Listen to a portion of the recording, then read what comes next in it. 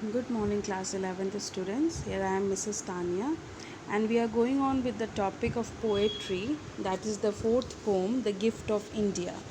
Now, children, we have completed the first poem, that is Dolphin. Now, Gift of India we have to do, then John Brown, and then uh, not not John Brown, Dolphin, Gift of India. Yes, John Brown, and this one, the Spider and the Fly. Okay, these things will come in your for your 11th standard. It will come. Okay, so let us move on with this poetry, The Gift of India. You might have studied about this lady. Who is she? Sarojini Naidu. You know about her. I know that she is known as her pet name, the name which with what she is recognized, that is Nightingale of India. She was also a poet as well as a prominent figure in the Indian national movement. She also joined the Indian national movement in the wake of partition of Bengal in 1905. She was really a very effective lady who really only wanted to see India grow up. So her all the poems which is related uh, means which is written by her is related with India. You might have studied in the bazaars of Hyderabad. Then you might have studied the Bangle Sellers. These all Sarojini Naidu's poem, which only depicts about Indian culture, about India's market, about India's heritage. All this thing is related with Sarojini Naidu. So same way, this poem, The Gift of India, is related with patriotism. Okay, related with what? Patriotism. It is a 24 lines poem, and here Sarojini Naidu focuses on the priceless lives of Indian sons who was given as a gift to Allied forces during the World War First. The Indian sons, means the Indians, were given to to Britishers, to the Allied means foreign forces, and they gave up their life in the World War First. So here Sarojini Naidu in this poem, considering herself to be Mother India, like here the feeling of Mother India is depicted. Okay, that how Mother India is worried over her son, and she is not knowing that how I have given up my sons, and why they are not means their name is not mentioned. Second way, one more thing here the poem reflects, that is war, about war, that war is not glorified here but it is condemned. Here she is not giving any glorification of the war, because in the war, or you can say during the war, the Indian soldiers had given up their life, and Mother India is feeling sad that my sons, they are in foreign land, they gave up their life in foreign land, they gave up their life for the means for the Britishers, and what we got? Nothing. We didn't even see their body. So Mother India is really sad, and she is just pleading at the end that at least remember my son. She is requesting the Britishers, at least when you say the name of your soldiers, at least remember my sons too. So here, The Gift of India, you can see, is a poem written by Sarojini Naidu. It is a tribute to the contribution of Indian soldiers in World War First. The poem can be regarded as a kind of reminder or appeal to the elite forces to remember the Indian contribution to their victory. Means she is only saying that at least remember my sons, that they also have contributed their life in your victory, in the victory of British. So the poem starts like that. Is there aught you need that my hands withhold? She's saying, in this line, she's saying, is there aught you need that my hands, that what all we Indian, we means Mother India, what all she carries, what all I carry, rich gift of raiment or grains or gold. He's saying we Indians or the Mother India is carrying what? Rich gift of raiments. We have rich gift of raiments or grains or gold. Means we are rich in all the material things. We are rich in grain, we are rich in garments, we are rich in gold. As you know, India is rich in many things. So we are rich. So just think, like in the beginning she is giving like a kind of you can say a instruction, or a kind of attitude is there, that we Indians are not just lame, or we Indians are not good for nothing. We are so rich, we carry rich things. Low means attention. She's saying attention. I have flung to the east and west priceless treasures torn from my breast. She is saying, I have thrown to the east and west. Saying, give attention means my sons were given to the east. East here is telling about Persia, to the west. West means France and Belgium. Priceless treasures torn from my breast, and whom you have taken from my bosom. My treasure means my sons. My sons are given up to east and west. They are thrown to east and west, and yielded the sons of my stricken womb. Now saying, and the son whom I have produced from my womb. Now Mother India is the feeling of a mother. That a mother deliver a child from where? From her womb. She carries her. So when the child gets any pain, the mother also feels the pain. So then Mother India, you can understand, she carrying all of us. So when her sons gets the pain, when her sons are thrown away, so she too feels the pain.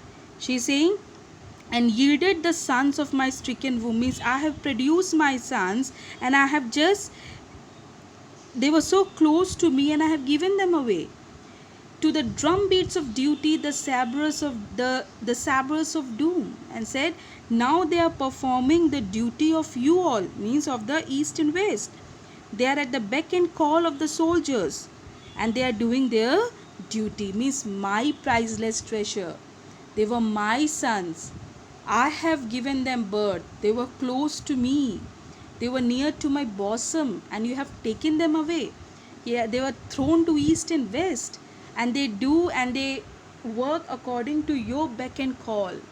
So she starts the poem like this, that telling the virtue or telling the value of India, that we are not less than anyone else. And then she said, and from this great land you have taken away my sons.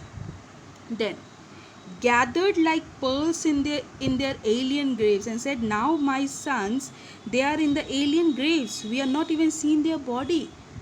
They are in the foreign land. Silent they sleep by the Persian waves, and they are sleeping means they are dead by the Persian waves, by the this waves of Persia. The wind is blowing by, and they are dead. Not even seen them after that.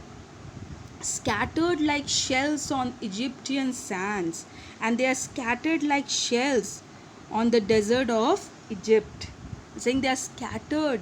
You know, in the war, what happened? The body is being mutilated. It is being like torn off, and no one has the time to collect each and every body and give them a proper funeral or what. And if it is in foreign land, Indian soldiers, then definitely they will not give any eye to them. So the bodies were just scattered, and the Mother India is crying for it, that my son, they worked according to your beck and call, and now their bodies are just scattered like shells.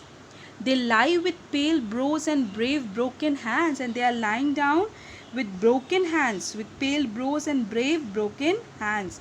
With those hands, with that they work. Now they are lying dead with those broken hands.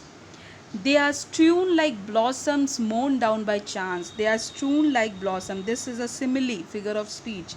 They are strewn like blossoms, mown down by chance on the blood-brown meadows of Flanders and France. In saying, they are strewn like blossoms mown down by chance on the blood-brown meadows of Flanders and France, means they were the blossom, they were like the flower, they were they were giving all kind of braveness there, and now they are lying dead of Flanders and France, means in the land of Belgium. They are lying dead without anything, no one remembering them. They are lying dead there.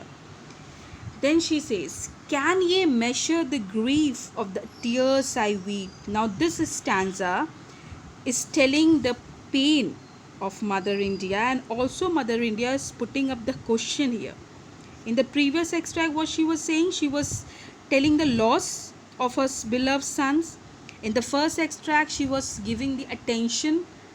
She didn't start with the weak point. You can notice, if you see the first stanza, this one, she didn't start with a weak point. She started with very like confident way that we Indians are rich. Then when she comes to the the second gathered like pearls, she is now telling about the loss of her beloved sons, how they gave up their life. And in third, she is putting up the question and hoping that war will end. She is saying, can ye measure the grief of tears I weep? Can you measure how much I cry for my son? Or compass the woo of the watch I keep, that how long I used to wait for them, that they will return?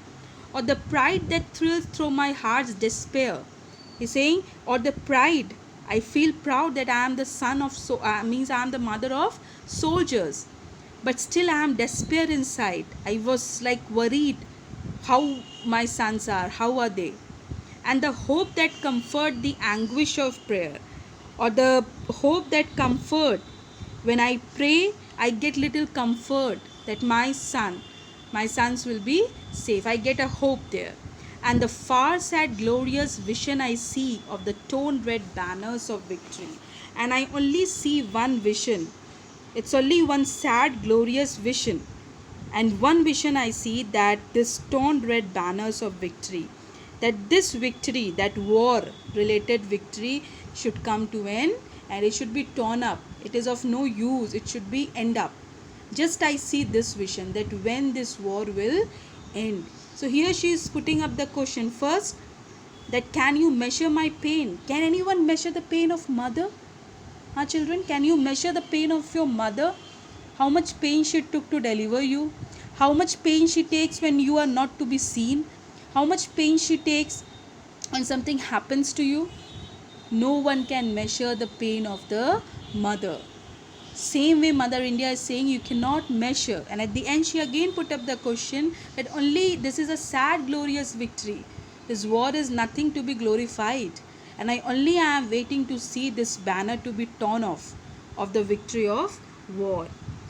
And then in the last extract she says, here Mother India hopes that one day this terror will come to an end and peace will be there. So she's saying, when the terror and tumult of hate shall cease, she's saying, when this terror and disorder and this hate shall come to an end, and life be refashioned on anvils of peace, and life will be based, life will be again refashioned in the anvil, means in the basement of peace. When the ground, like the basement will be peace, when everything will be peaceful. And your love shall offer memorial thanks. And when you are calling out your brave soldiers, when you will offer memorial thanks to the comrades who fought on the dauntless ranks, to the fellow soldiers who fought on your land, like without anything they fought for you, and you honor the deeds of the dauntless ones, you will honor their deeds of the brave ones. Remember the blood of my martyred sons. Means when you are talking of your fellow soldiers, when you are giving speech, or when you are remembering them, giving their names, at least remember my sons who also got martyred, who also gave up their life in your land. So remember my sons, at least that time I will feel happy, I feel proud that my sons have done something for the means in the war, something they have done. They have given up their life for the allied forces. So here she is just hoping that this terror, this war will come to an end. Hate will come to an end. The life will be refashioned, means we rebuild into new peace. And she only requests that brave soldiers who died must be remembered forever. So at the end she pays the request that at least remember my sons. So this way you can see here the message, what the gift of India the poem is reflecting by Sarojini Naidu, praises the sacrifices made by the Indian soldiers in World War One. She is praising what sacrifices the Indian soldiers have done, and here dealing with the theme of courage and selfless sacrifice. The selfless sacrifice what the Indian soldiers did, and the gift of India is also an ode to the unsung heroes, the children of Mother India who laid their life for others. They did not die for themselves, they died for others. So it is a kind, you can also call it an anti-war poem. Okay, and here telling the courage and selfless sacrifice of Indian soldiers, and also telling one thing, that war should not be glorified, it should be condemned, and requesting that at least remember my Indian soldiers when you remember your fellow soldiers. I hope you understood. Thank you.